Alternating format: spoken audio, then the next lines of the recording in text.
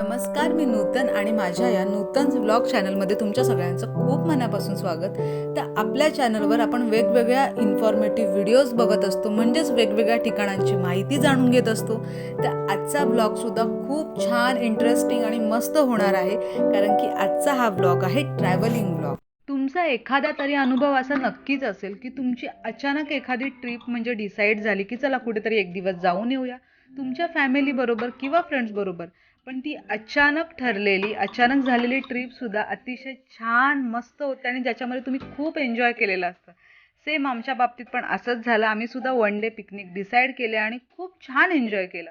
तर आता आपण ह्या व्लॉगमध्ये त्याच ठिकाणांविषयी जाणून घेणार आहोत.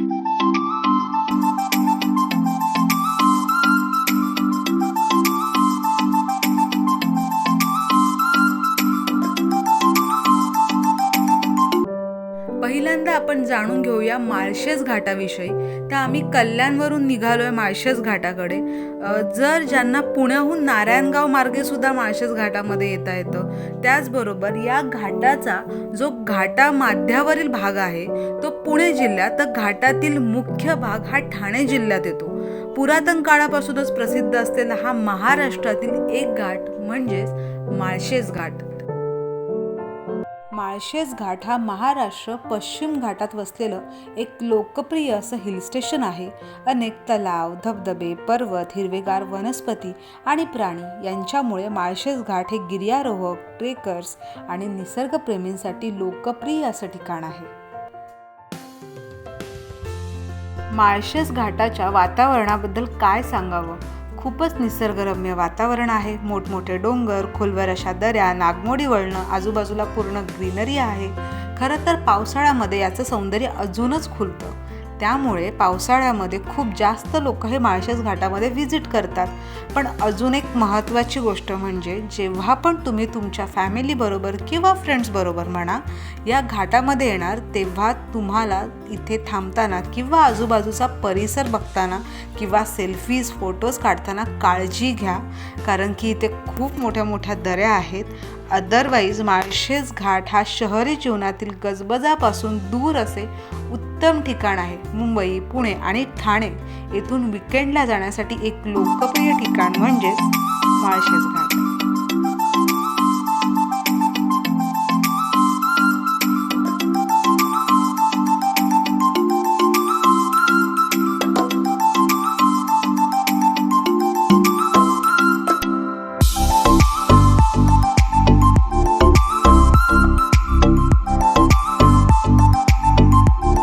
तर आता आम्ही पोहोचतोय पिंपळगाव जोगा धरण पाहण्यासाठी. तर हे धरण माळशेज घाटामध्येच आहे. जेव्हा तुम्ही पुढे येत असता माळशेज घाटातून, तेव्हा तुम्ही या धरणावर जाऊ शकता. अतिशय सुंदर आणि रिलॅक्स वाटतं तिथे गेल्यानंतर. तर या धरणाविषयी आपण थोडक्यात जाणून घेऊया. पिंपळगाव जोगा धरण हे पुष्पावती नदीवर आहे. तसेच जुन्नर जवळील प्रमुख पर्यटन स्थळांपैकी एक असलेलं म्हणजे हे धरण. तसेच महाराष्ट्रातील जलसिंचन प्रकल्पांपैकी महत्त्वाच्या अशा कुकडी प्रकल्प अंतर्गत पिंपळगाव जोगा धरण बांधण्यात आले. जुन्नर तालुक्यातील हरिश्चंद्रगडमध्ये पुष्पावती नदीचा उगम होतो आणि याच पुष्पावती नदीवर पिंपळगाव जोगा ह्या गावाजवळच हे धरण बांधण्यात आलं आणि म्हणूनच या गावाच्या नावावरून पिंपळगाव जोगा धरण असं या धरणाला नाव देण्यात आलं.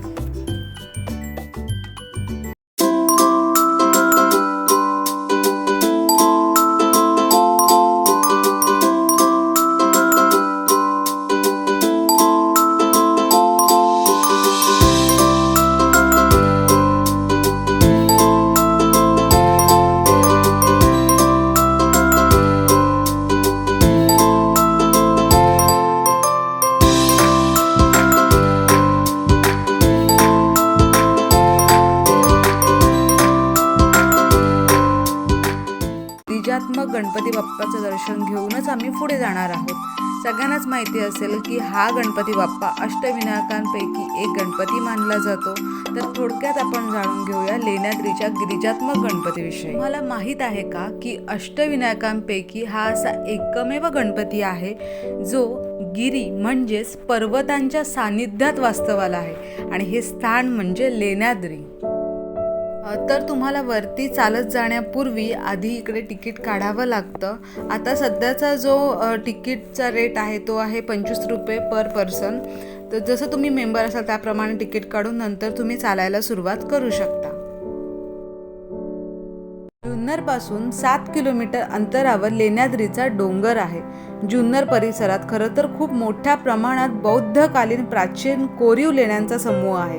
यातीलच लेण्याद्रीच्या डोंगरावरील या लेण्या या गणेश समूहामध्ये मोडतात आणि या गणेश मंदिराला गणेश लेणी असेही म्हणतात. मंदिराच्या पूर्व व पश्चिम बाजूस 28 लेणी आहेत. एकाच मोठ्या आकाराच्या शिळेत मंदिराची लेणी कोरली आहे आणि तेथेच पाषाणात कोरलेली गणपतीची मूर्ती आहे. तसेच महत्त्वाचं म्हणजे गणपती समोरील जो सभामंडप आहे तो 51 फूट रुंद आणि 57 फूट लांब आहे आणि त्याला कोठेही खांबाचा आधार नाही. खांबाच्या आधाराशिवाय सभामंडप येथे कोरण्यात आलेला आहे.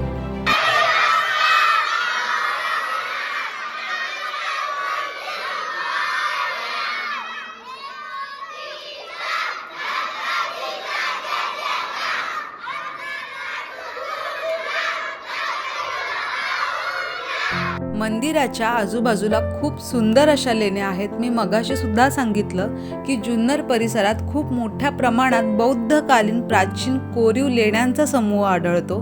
या लेणींचे मूळ नाव म्हणजे कपिचित बुद्ध लेणी असे आहे. याचे मूळ कारण म्हणजे या लेणींवर असलेला वानरांचा वावर. कपिचित याचा अर्थ मी तुम्हाला सांगते. पाली भाषेमध्ये कपी म्हणजे वानर किंवा माकड आणि चित किंवा चिता म्हणजे एकत्रित राहणारे किंवा त्यांचे आवडणारे असे ठिकाण. म्हणजेच येथे वानर एकत्रित राहतात किंवा वानरांना आवडणारी जागा म्हणजेच कपिचित. आजही येथे वानरांचा वावर खूप आढळतो.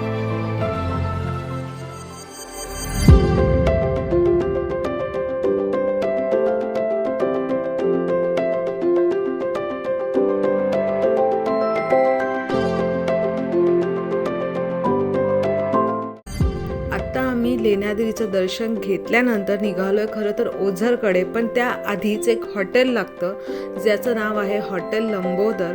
मला खरं सांगावं असं वाटतं, जर तुम्ही इकडे येणार असाल, या साईडला जर दर्शन घेण्यासाठी गणपती बाप्पाचं येणार असाल किंवा काही फिरण्यासाठी जर या हायवेला येणार असाल तर या हॉटेलला नक्की व्हिजिट करा. अतिशय सुंदर नीट नेटकं हे हॉटेल आहे. क्लिनिंग खूप छान आहे आणि इथल्या जेवणाची टेस्ट इतकी अप्रतिम आहे. अगदी आपलं महाराष्ट्रीयन जे ऑथेंटिक फूड आहे हे इथे मिळतं. इथली स्वच्छता आणि इथली टेस्ट हे खरंच तुमच्या लक्षात राहील आणि खूप छान वाटतं. तुम्हाला रेटसुद्धा इथे रिजनेबल आहे ॲज कम्पेअर टू जे आपले अदर हॉटेल्स असतात. पण इथली टेस्ट ही खूप खूप पटीने छान आहे, मस्त आहे. तर आल्यानंतर आपलं ऑथेंटिक महाराष्ट्रीयन फूड जे आहे ते टेस्ट करायला विसरू नका आणि हॉटेल लंबोदरला नक्की व्हिजिट करा. अप्रतिम टेस्ट आहे तिथल्या जेवणाची.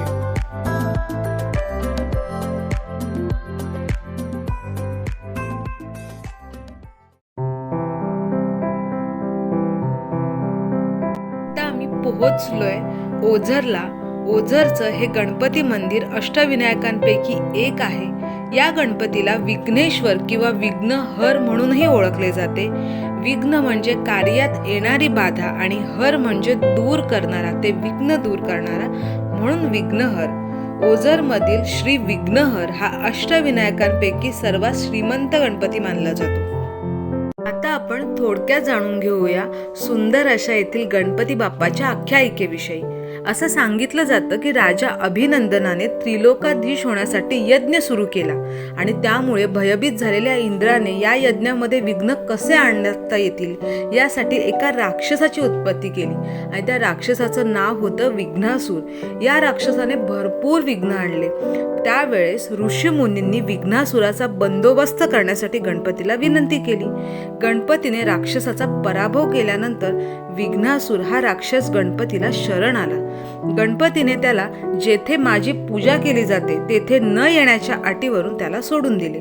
विघ्नासुराने गणपतीला विनंती केली की तुमचे नाव घेण्याआधी माझे नाव भक्तगणांनी घ्यावे व तुम्ही येथेच वास्तव्य करावे. गणपती बाप्पाने विघ्नासुराची विनंती मान्य केली व याच ठिकाणी विघ्नासूर या राक्षसाच्या नावावरून विघ्नहर याच नावाने गणपती बाप्पा येथे वास्तव्य करू लागले. मंदिरातील श्रींची मूर्ती ही डाव्या सोंडेची आहे. तसेच मंदिराच्या पुढे 20 फूट लांब सभागृह आहे. 1785 मध्ये बाजीराव पेशव्यांचे भाऊ चिमाजी अप्पा यांनी देऊळ बांधून त्यावर सोनेरी कळस चढवल्याचा उल्लेख आढळतो. मंदिराच्या चारही बाजूंनी दगडी तटबंदी आहे. मंदिर परिसरात अत्यंत रेखीव अशा दीपमाळ आहेत. मंदिराच्या गाभाऱ्यात प्रवेश करताना तुम्हाला प्रसन्नतेची अनुभूती नक्की येईल. तर असं हे सुंदर, छान, रेखीव असं गणपती बाप्पाचं ओझर येथील मंदिर.